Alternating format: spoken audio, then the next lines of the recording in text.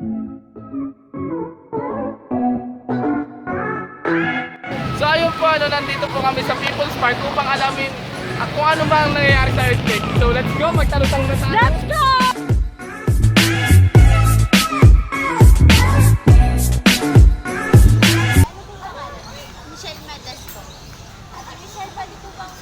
Ay, game na next!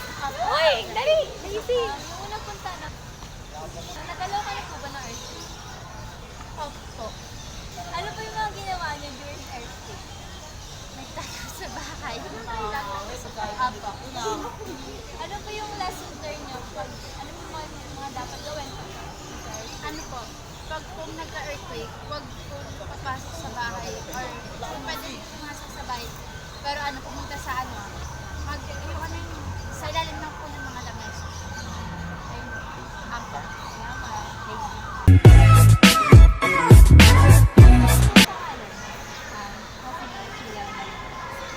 At sila pwede po magtanong about sa earthquake.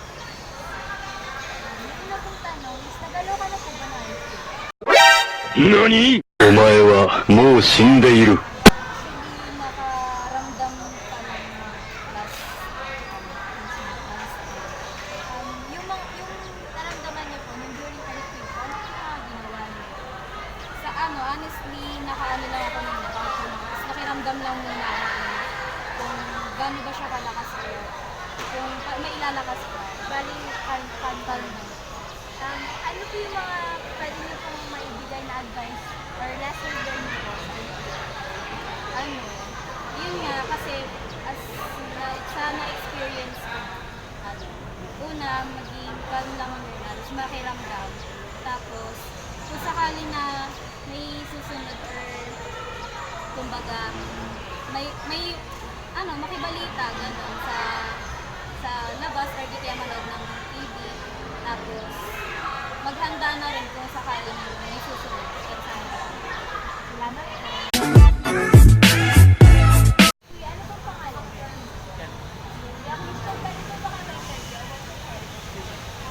Una pong tanong, nagalaw ka na po ba ng earthquake? Ano po yung mga ginawa nyo during earthquake? Tumakbo rin.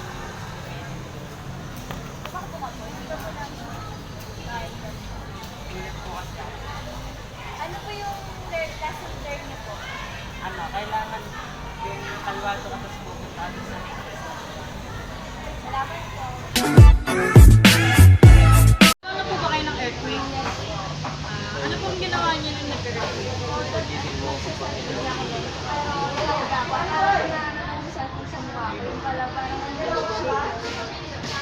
Ano po yung lesson learned niyo about sa nangyari sa earthquake? Nagpanik na ako. Parang kailangan maging aware din tayo kasi hindi tayo masyadong magpanik. Makakalagdag na gusto ko. Thank you po.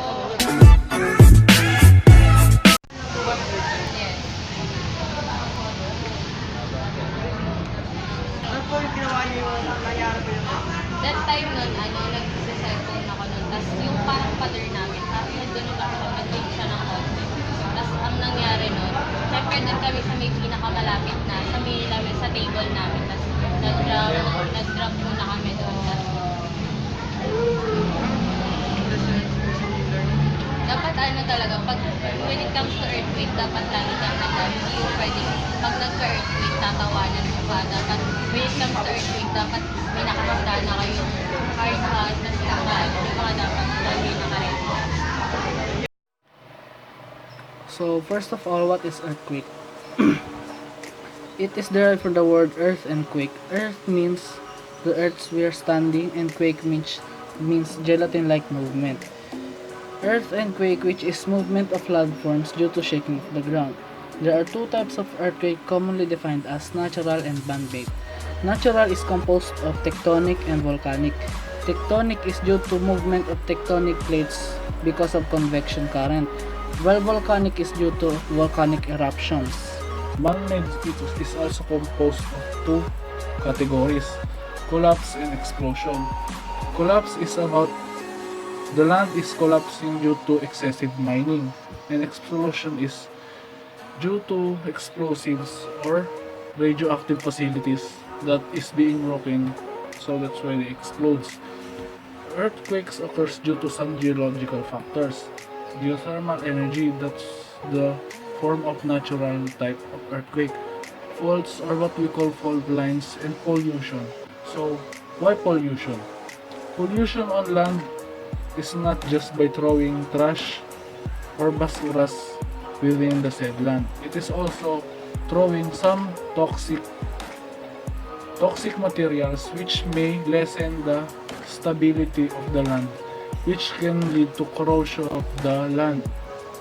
So, if the land collapses, earthquakes can be felt at the said area.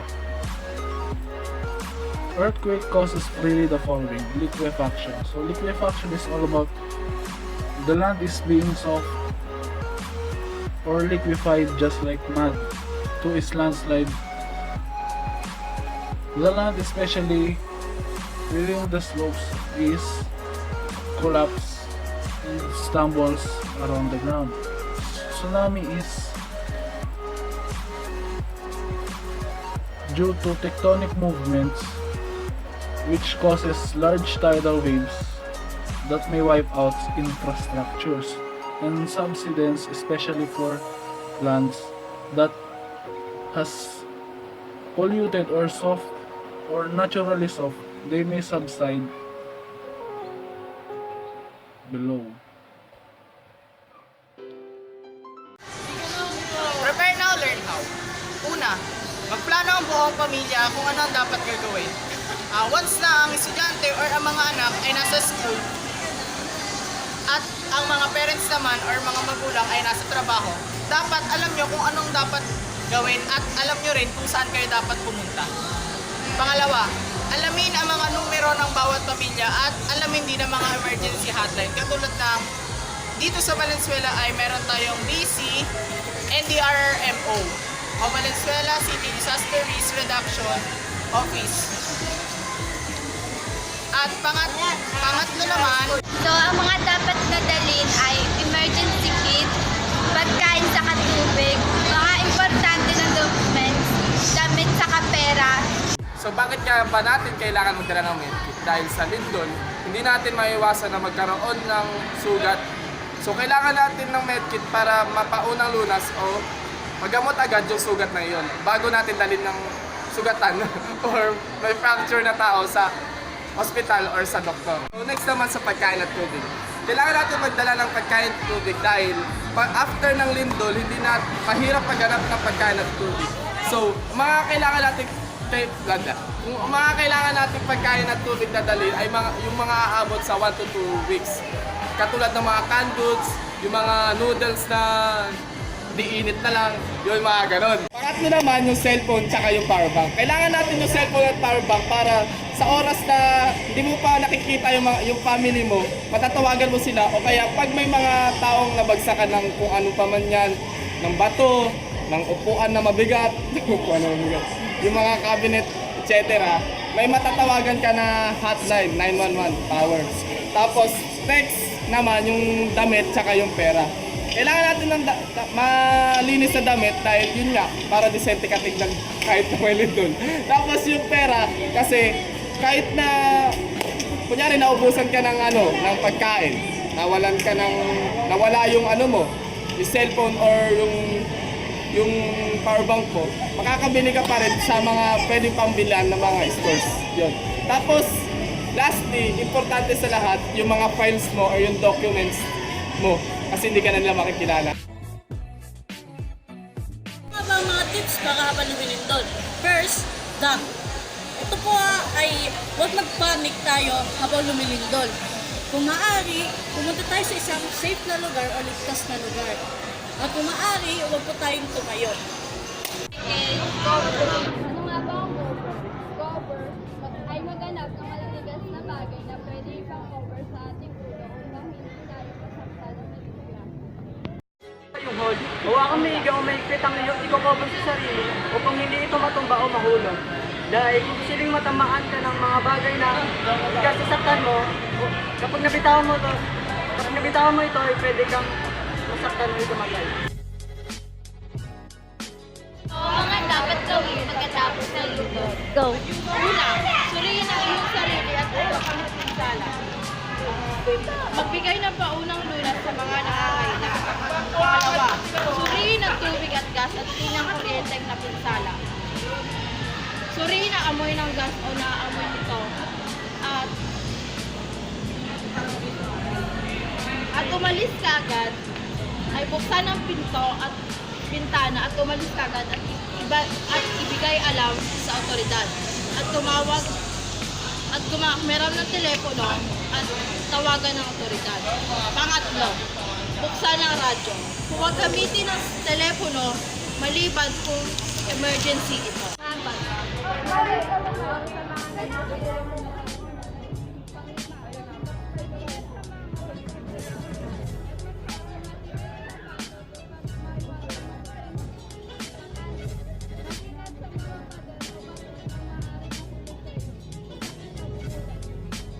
Ito, lumayo sa mga dagat at dalampasigan dahil maaari ito magkaroon ng tsunami pagkatapos ng mga.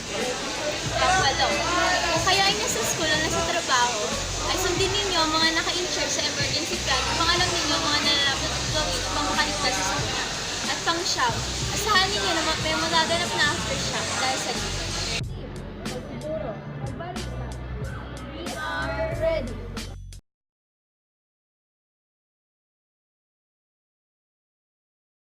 Tapos, damit. Tapos important documents. Oo. Game. Ano mo? Ba? Sabihin ko, emergency kit, tapos papaliwanag ko. Nakagalit mo. Hindi, emergency kit. Tapos, sunod, cellphone, power bank. Damit. Tapos, important documents. Babalik ka sa may. Tama ba? Pakinggan mo. Di ba naibigay niya na yun? Sige. Naibigay niya yung mga gamot, emergency kit, cellphone, power bank, damit, saka important documents. Babalik siya ngayon dito. Isang dalagang Pilipina. Mga gamot ay... Dalagang Pilipina, yeah. Isang dalagang Pilipina. Wow, baby, nais kong nakita yung dalagitang Pilipina. Nakilala ko noon sa social media. Nakakaakit siya, kaya sa kanya na lang nagpadala para sa agos ng dagat pag nakahiga. Wag ka